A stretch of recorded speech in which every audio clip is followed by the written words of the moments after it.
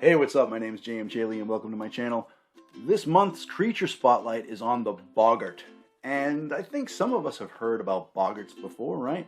It was a very popular wizarding series that had Boggarts, depicted in them. But no, they were not depicted accurately as far as the folklore is concerned. And that's no problem. I mean, as authors, we should put our own spin on things. That's the whole spirit of what I try to convey on my channel when we talk about writing elves and dwarves and things and making your own spin on things and adding these supernatural creatures from Creature Spotlight and making them your own and putting them in your works. So that's great, but I think we should talk about the Boggart in terms of what they were from the original folklore, because that way you can go back to the base material, pick out what you like, and when you make it your own, you're starting from scratch. Good deal. So what is a Boggart? Well, it's kind of hard to say. This was a weird one for me. I wanted to definitely cover this creature, but I couldn't find any real concrete definition or anyone that really said a Boggart is a type of this. By some accounts, they're a type of spirit, a type of ghost, or they're a type of fae, or even a type of goblin. And depending on where your position on things are, goblins can be fae too. So there's a lot of overlap, there's a lot of confusion. It's difficult to say. I feel like most sources refer to a Boggart as either some sort of spirit or as a fae.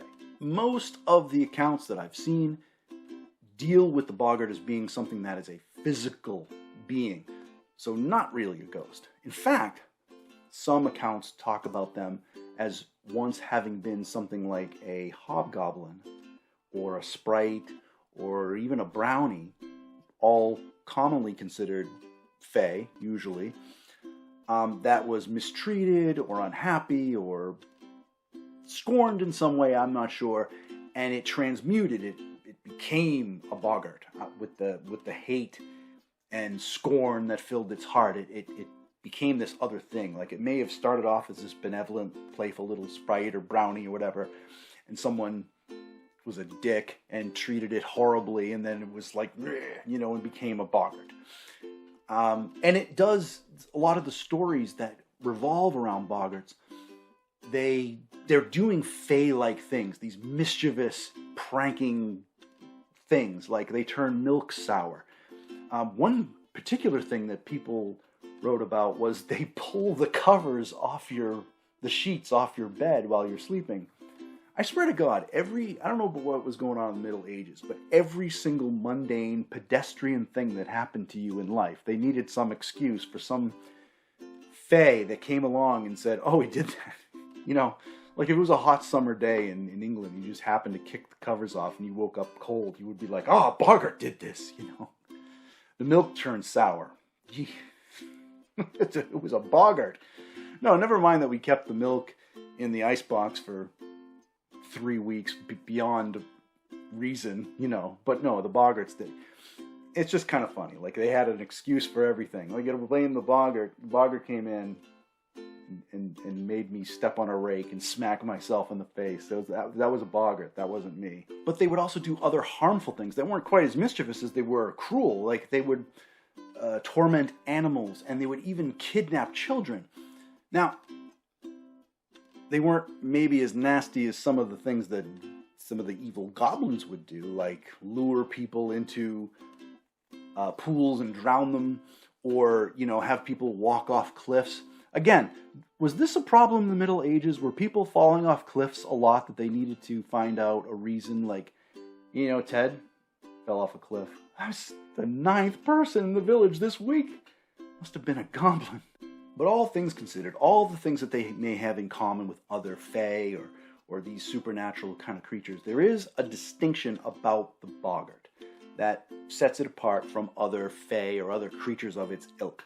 And that is that it lives in a swamp.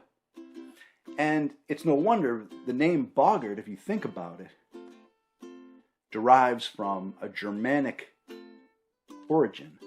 Now, if you think of English as a language, which is this melting pot of some existing stuff from the British Isles mixed in with German, right, when the Saxons came over from the Germanic tribes, there's some Latin in there. So the term Boggeist became Boggart, and Boggeist literally means swamp ghost. So these things lived in the swamps, and you'd go in, if you went through marshes or swampy areas, bogs, right, you could encounter one of these creatures. However, there were also tales of these things that would come and basically haunt your house or live in your house and mess with you. That's when you get all the turning the milk sour, pulling your bed sheets down, all this kind of stuff. You had a house boggart, and these guys were a pain in the ass. And they don't really go into like what you did to attract one necessarily. You just were unlucky. And these things were so persistent that if you changed houses, they'd move with you. You couldn't even get away from them. Now, there were a few things that you could do to keep them out. And again, here's where they align more with Fae.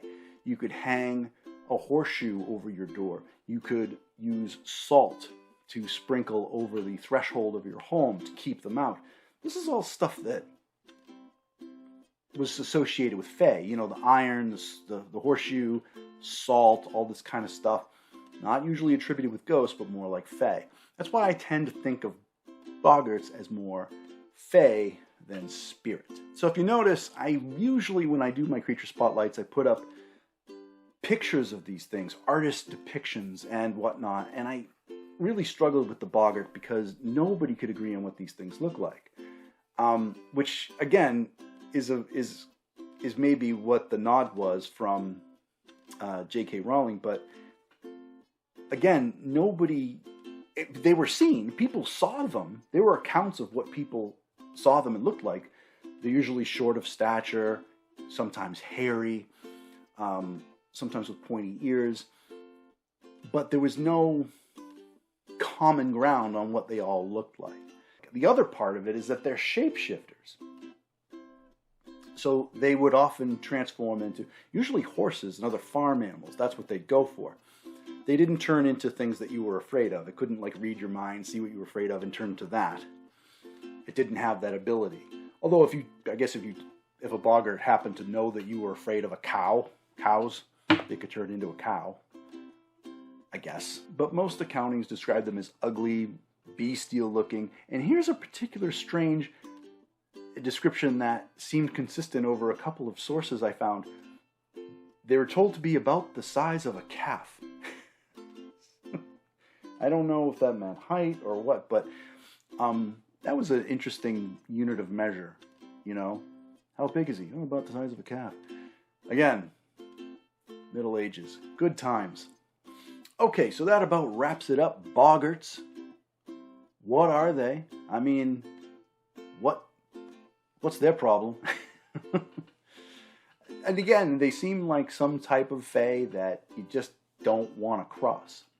They were maybe born of scorn, born of mistreatment, and then they turn around and they do mistreatment to those around them, out of malevolence or hatred or revenge, who knows, but whatever their motivations.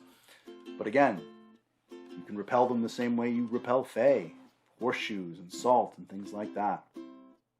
So, a very ambiguous type of Fae. The other thing I found with them too, by the way, just to add this one last comment about them, is their, especially if you go on something like Wikipedia to find, which is it's Wikipedia, so take it with a grain of salt, but, a site like Wikipedia and other sites that describe things on a very high level, they associate them synonymously with goblins and hobgoblins, and they're not the same. It's just an important distinction to make. So if you're checking out if you're checking out Boggarts on your own and you see, oh, they're the same as this, they're really not. They're their own thing. Dig a little bit deeper and, see where you land, see what you figure out, see what works best for you, especially if you're going to put them in a story that you're writing, or if you're just curious about the lore itself and you want to wrap your head around what the people of the time felt they were, what they considered they were. And again, I think the people of the time, again, this, when I say the time, it's probably spanning hundreds of years.